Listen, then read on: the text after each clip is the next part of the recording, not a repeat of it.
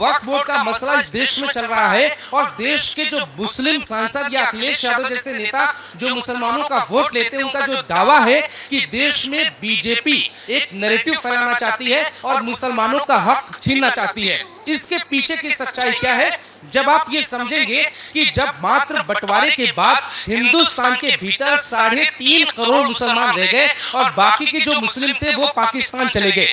जिन मुसलमानों को हिंदुस्तान बेहतर लगा या जो किसी कारणवश नहीं जा पाए, उनको ये लगता है कि जो हिंदुस्तान है वो लोकतांत्रिक देश के साथ साथ उनके धर्म को संविधान से ऊपर रखने का अवसर देगा। और ऐसा ही हमारे देश में जब राजनीति शुरू हुई 1947 में, जब पंडित जवाहरलाल नेहरू पहली बार देश के अंतरिम प्रधानमंत्री बने, उसी दौरान से ये काम भी शुरू हो गया। जब सरकार आई और जब पहला चुनाव हुआ 1952 में, जब पहला चुनाव हुआ और जब पहली बार प्रधानमंत्री बने पंडित जवाहरलाल नेहरू, उस वक्त के बाद ठीक 2-2.5 साल बाद साल 1955 में एक बिल आता है और उस बिल का नाम दिया जाता है हिंदू मैरिज एक्ट। लेकिन उस दौरान मुस्लिम मैरिज एक्ट को लेकर कोई बात नहीं की जाती और उनको जो है खुली आजादी दी जाती है।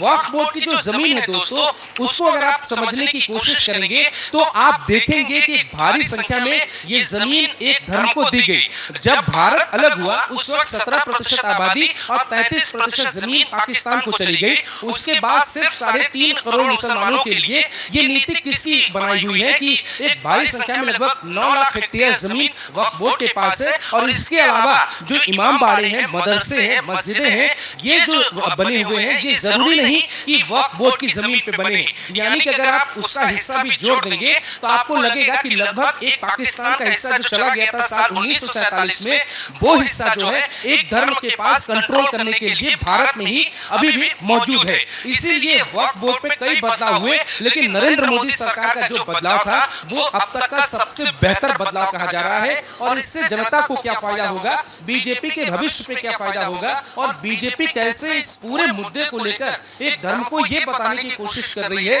कि भारत की जो जमीन है वो भारत के काम में आके बल्कि पाकिस्तान की प्रयोगशाला के लिए इस्तेमाल की जा रही है।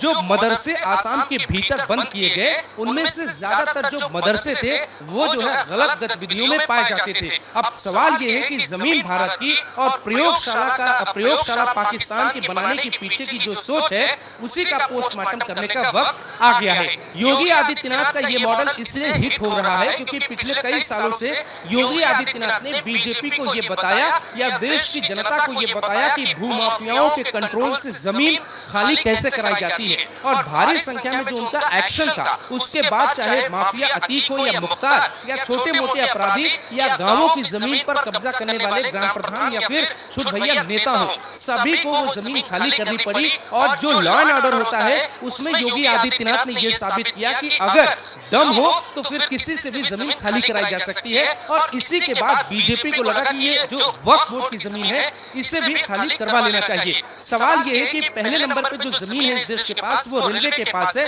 और दूसरे नंबर पे, माफ करिएगा, जो पहले नंबर पे जो जमीन है वो डिफेंस के पास है और दूसरे नंबर पे रेलवे के पास है और जो तीसरा नंबर आता है वो आता है वक्फ बोर्ड का। लेकिन सवाल उठता है क्यों, आखिर किस लिए और किस लिए इनको इतनी आजादी दी गई? क्योंकि इसके पहले अगर आप देखें तो कश्मीर के भीतर, कश्मीर के बाहर के व्यक्ति को कोई भी जमीन लेने का अधिकार नहीं था। वहाँ 370 का नियम लागू हुआ और आप वहाँ पर आप जाकर जमीन खरीद सकते हैं। जो रेलवे की जमीन है वो देश के काम आ रही है, तो फिर वक्फ बोर्ड की जमीन देश के काम क्यों नहीं आ सकती? दूसरा सवाल ये कि जो डिफेंस की जमीन है हमारे काम आती है, जनता के काम आती है, देश के रक्षा के काम आती है, तो फिर जो वक्फ बोर्ड की जमीन है उसे धर्म से क्यों जोड़ दिया गया?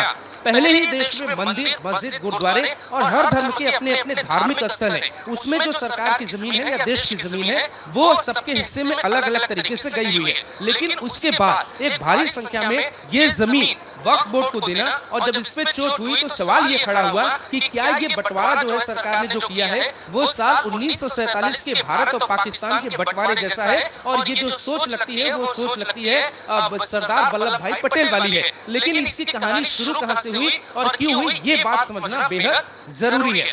दोस्तों, आप इस बात को ऐसे समझिए कि बीजेपी ने बड़ी चोट की है और अब तक जो मदरसों और ये जो वक्फ बोर्ड की जो जमीन थी उस पे जो कंट्रोल था वो सिर्फ एक धर्म का हुआ करता था और ये भी हुआ करता था कि उनके अलावा इस कमेटी में कोई दूसरा मेंबर नहीं हो सकता। हालांकि संविधान में या सरकार ने ऐसी व्यवस्था पहले से भी की है कि किसी भी धर्म की कमेटी में, धार्मिक कमेटी में किसी गैर धर्म के व्यक्ति को मेंबर नहीं बनाया जाता। जैसे उदाहरण के लिए जो सिखों की जो कमेटी है उसमें जो है किसी भी व्यक्ति को, बाहरी व्यक्ति को मेंबर नहीं बनाया जा सकता। वैसे हिंदुओं में जो 4 धाम की जो कमेटी है उसमें भी किसी गैर धर्म के व्यक्ति को नहीं बनाया जाता। इसी तरीके से जो ट्रस्ट चल रहे हैं, जैसे श्राइन बोर्ड जो कश्मीर में आपने देखा कि माता वैष्णो देवी मंदिर की देखरेख करता है, उसमें भी किसी गैर धर्म के व्यक्ति को मेंबर नहीं बनाया जाता। तो फिर वक्फ बोर्ड पे सरकार ने अब बाहरी धर्म के लोगों को क्यों ये जिम्मेदारी दे दी कि अब जो है इसमें मेंबर आप होंगे, क्योंकि जो नया बिल है उसके मुताबिक सरकार के लोग होंगे और सरकार का चेहरा होगा। और जो जिले लेवल पे, जैसे मान लेते हैं कि आपका जिला कोई भी है, उसमें जो आपका नेता होगा, सांसद होगा, वो जो है इस कमेटी का मेंबर हो जाएगा और जो भी फंड इधर उधर हो रहा है, यानी कि किस कहां से जो वक्फ बोर्ड की जो जमीन है वहां पे जो लेन देन हो रहा है उसकी जो जानकारी है वो डीएम के पास आ जाएगी। अगर इस मुताबिक आप इस बात को समझेंगे तो जो देश में पार्लियामेंट में जो अभी तक जो सांसद पहुंचे हैं उनकी संख्या 24 है जो इस चुनाव में पहुंचे हैं। तो इस हिसाब से देश भर के जिलों में लगभग 24 ऐसे सांसद होंगे जिनको जो है अपने जिलों में कमेटी का मेंबर बनाया जाएगा। सीधे तौर पे अगर आप समझें इस बात को तो 99 लगभग 95% जो राइट था इस कानून में, वो राइट अब घूम के हिंदुओं के पास आ गया और लगभग हर जिले में बीजेपी के लोग इस कमेटी में बैठेंगे या फिर जिसकी सरकार होगी उसमें बैठाए जाएंगे।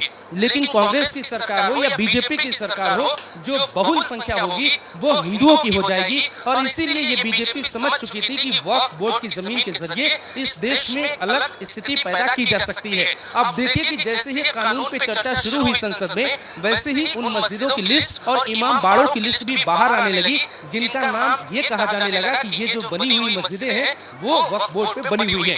जो दिल्ली की जामा मस्जिद है वो बहुत बड़ी मस्जिद है और उसकी अपनी पूरी कहानी है, लेकिन वो भी मस्जिद वक्फ बोर्ड की जमीन पर बनी हुई है। जो बाकी जो इमाम बाड़ा है, लखनऊ का छोटा इमाम बाड़ा और बड़ा इमाम बाड़ा, वो भी वक्फ बोर्ड की जमीन पर बनाई गई है। ऐसी ही कई छोटी बड़ी मस्जिदें और इमाम बाड़े हैं जो है वक्फ बोर्ड की जमीन पर बने हैं। तो अब सीधा जो कंट्रोल है मस्जिद के जो मेंबर होंगे उसमें जो है वहाँ के सांसद भी होंगे और वहाँ के जो है लोकल नेता भी होंगे और उसमें जो है हिंदुओं की संख्या बहुत बढ़ जाएगी। बीजेपी को ऐसा लगता है कि जो राम मंदिर का मुद्दा था वो राम मंदिर बन चुका है और अब राम मंदिर के नाम पर बीजेपी को वोट नहीं मिले शायद, इसीलिए बीजेपी अब अपने नए मुद्दों की तलाश में है। और इसके पहले आपने देखा कि मथुरा हो गया, ज्ञानवापी हो गया, भोजशाला हो गया और उसके बाद आपने देखा कि योगी आदित्यनाथ ने एक तीर बीच में छोड़ा था जिसका नाम था नेम प्लेट, जिससे खूब बवाल मचा और आने वाले वक्त में भी बवाल मचेगा। नवरात्रि और अगले सामान में भी इस तरीके का बवाल मचता हुआ आपको दिखाई देगा। इसके बाद जब ये वक्फ बोर्ड वाला नियम आया, इससे ये साफ संदेश देश के भीतर गया कि जो जमीन है उस पर सबका नियंत्रण होना चाहिए। और जो मौलवी ये बात कह रहे हैं कि धर्म में कोई छेड़छाड़ नहीं करनी चाहिए, उनसे ये भी पूछा जाना चाहिए कि जब संविधान जब बंटवारा हुआ भारत पाकिस्तान का और 1947 में जब लोगों ने चुना कि हमें लोकतंत्र चाहिए या इस्लाम चाहिए, तो जब आप डेमोक्रेटिक कंट्री में आने या रहने का आप मौका तलाश रहे थे तो ये बात उसी वक्त क्यों नहीं समझाई गई और उस वक्त की सरकारों द्वारा कि जो शरीयत होता है वो संविधान से हमेशा छोटा रहेगा। और इस बात का जिक्र आप देखिए कि 1940 के अधिवेशन में, जो लाहौर में अधिवेशन हुआ था, उसमें पहली बार जिन्ना ने पाकिस्तान के लेकर मांगा था। खुले तौर पे उस अधिवेशन में पाकिस्तान शब्द का जिक्र हुआ था और उसके बाद पंडित नेहरू से लेकर जो बड़े नेता थे उस वक्त के, वो जो है जिन्ना का जो बयान था उसे एक बहुत बेहुदा बयान बता रहे थे और मजाक के तौर पे ले रहे थे। लेकिन उसी वक्त जो है डॉक्टर भीमराव अंबेडकर ने साफ साफ कह दिया था कि ये जो शब्द है वो आने वाले वक्त में भारत को पाकिस्तान देना ही पड़ेगा या पाकिस्तान को अलग करना ही पड़ेगा। तो इस बात को आप ऐसे समझिए कि जिस तरीके का मूवमेंट भारत में चलाने की कोशिश की जा रही थी और जो पीएफआई के जो पेपर्स पकड़े गए थे उसमें साफ लिखा था कि 2047 में भारत को इस्लामिक राष्ट्र बना देंगे।